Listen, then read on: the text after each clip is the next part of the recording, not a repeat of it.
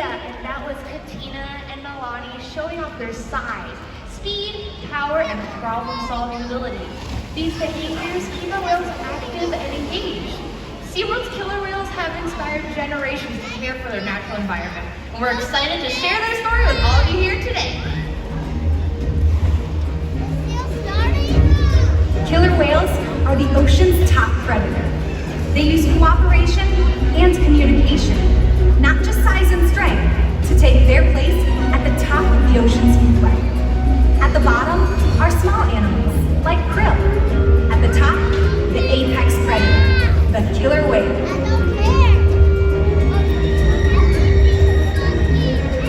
Killer whales are as big as a bus, faster than an Olympic swimmer, high-flying and powerful.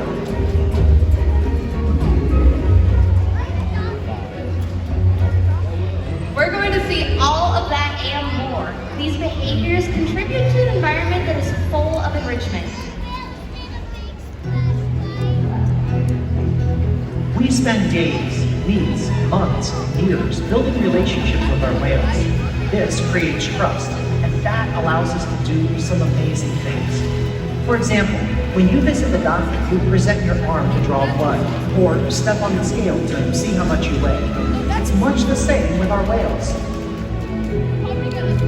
Today we'll see the whales moving together in unison. These synchronized behaviors strengthen their social bonds and enable them to problem solve as a group.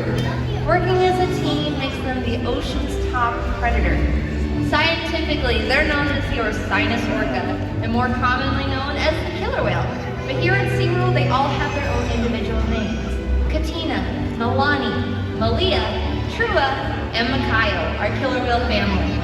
Makayo is the youngest member of our pod. He's 11 years old. And the oldest is Makayo's mother, Katina, who is also our matriarch or leader of the pod. And just this last year, she celebrated her 45th birthday. SeaWorld's animal training techniques create a language between us and the whales. It's a language of learning, positive reinforcement, encouragement, commitment, and care. Through these techniques and our relationships, the whales learn to trust us, and they even learn to take an active role in their very own health and well-being. One of the very first healthcare behaviors that we train is a voluntary blood sample. Our whales are taught to roll ventrally or upside down and present their tail flukes. Not only does this give us a great look at their entire body, but it also gives us access to blood vessels, which are easily seen on the white undersides of their tail flukes. Now, once a month, our veterinarians will collect a blood sample, and our killer whales are taught to remain calm and relaxed throughout the entire procedure. You'll notice our trainers today giving them rubdowns, whether it's on their backs, their pectoral flippers, or even those tail flukes. And since killer whales have very sensitive skin, this is a great way for us to reward them for remaining calm during procedures just like this one. It's also a great way for us to strengthen our relationships with our killer whales. But blood samples are just one of the many ways that we can ensure that they are remaining healthy. Another very important diagnostic is weighing our killer whales. And to weigh them, we simply ask them to slide their bodies up and onto a killer whale size scale located in one of our adjacent pools. We're going to see that here with Katina in just a moment. Now when she slides up, you'll notice that a portion of her body from her dorsal fin all the way down to her tail flukes is still in the water. This is the powerhouse of the killer whale. It's called the peduncle, and it's very muscular and very heavy. And with the peduncle still in the water, we wouldn't be weighing the whole whale. So to fix this, we simply ask her to lift her tail up and out of the water. Training this posture enables us to ensure accuracy. So we know that younger whales like Makayo are growing properly, and older killer whales like Katina are maintaining a healthy weight. And the care isn't just physical. Mental stimulation and play are vital, and we surprise and engage with our whales at every opportunity. Play is how killer whales teach their young to hunt, and for the adults, play is important too. It seems that they just enjoy having fun. Making time for play is an important part of life for killer whales, and for us. Hello everyone, I'm down here for the left side of the stadium. Did you know that killer whales love to play, and they learn a lot through mimicry and observational learning, which is why playtime is such an important part of life for a young killer whale. From the moment they're born, they pick up necessary life skills by watching and playing follow the leader with their mothers and other killer whales, just as our killer whales do here at SeaWorld. And we're going to put that to the test today with Milani, Katina, Malia, and all of you guys. Are you ready to play? Awesome! So what I'm going to have us do is everyone on the left side of the stadium stand on up for me. And on the count of 3, we are going to put 2 hands in the air and wave them, but only on the count of 3. Ready? 1, 2, 3. And she's got it! Well done, everyone. You guys did a great job. You can take a seat again. You'll notice that she was paying very close attention to you. Killer whales are very curious animals and are often seen spy hopping or jumping completely out of the water, just as Katina is going to show us here at the stage. Now, when she does, let's give her a great big cheer.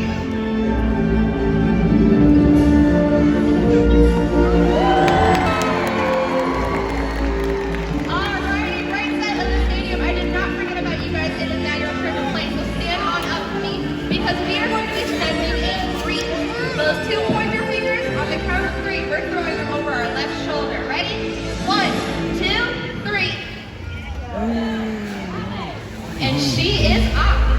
Killer whales breach for a number of different reasons. Whether it's to scratch an itch, stun their prey, or simply to show off, it's their way of saying that they have arrived. And arriving, this is Malia. Let's give a big round of applause to her family and all her volunteers. SeaWorld's research and observation of the killer whales in our care has helped shed light on many mysteries. For example, we've learned that the gestation period of a pregnant killer whale is about 17 months, and that's information that would be impossible to obtain in the wild. Some information, however, can only be gained through field research, and that's why SeaWorld partners with groups like the Norwegian Orca Survey and NOAA to advance global education. Killer whales are powerful animals, and perhaps the best expression of their power is when we've seen them hunt. Killer whales stand apart.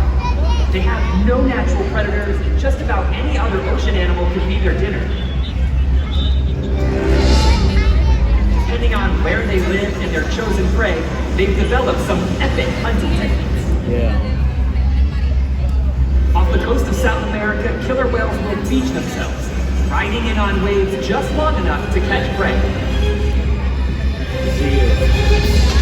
They'll also create waves that knock animals like penguins or seals from ice cliffs. Most importantly, they cooperate, communicate, and coordinate as a team. Here's footage of killer whales corralling a school of herring. A whale dips in and feeds, while the other whales keep the fish together with swipes of their tail fins. So killer whales create waves, and they hunt, and they use their tail flukes to stun their prey. You're about to see a demonstration. For our killer whales, it's a high-energy activity session, but for all of you, it means it's time to get wet!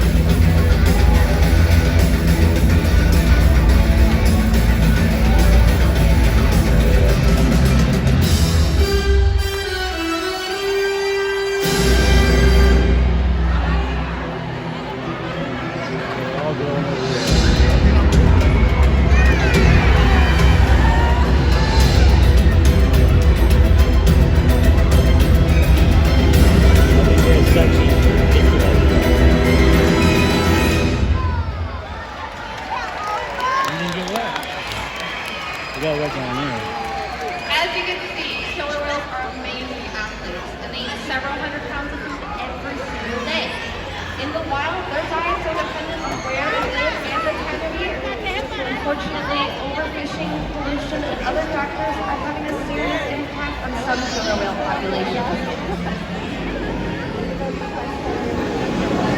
Killer whales are impressive animals, and it's pretty obvious why they're the top predator in the ocean. That means killer whales are invincible, right? Wrong. Killer whales depend on a plentiful food source and a clean environment. They're completely dominant, yet completely dependent. When it comes down to it, killer whales are not the most powerful animal in the ocean.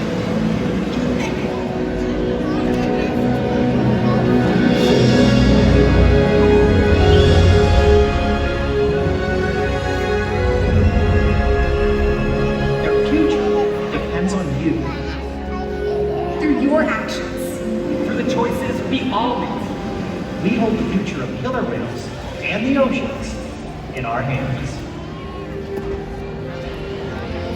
Killer whales continue to surprise and amaze us. They're the perfect ambassador for the ocean. Limitless, connected, powerful.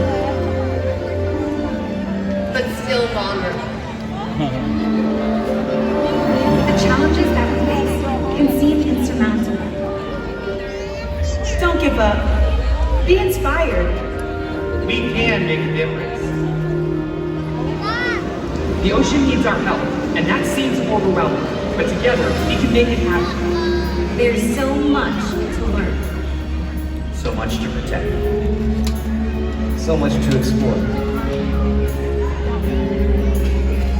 The killer whale story is still being written. And there are simple things we all can do to make a difference. All it takes is one choice. One positive act. One ripple that can grow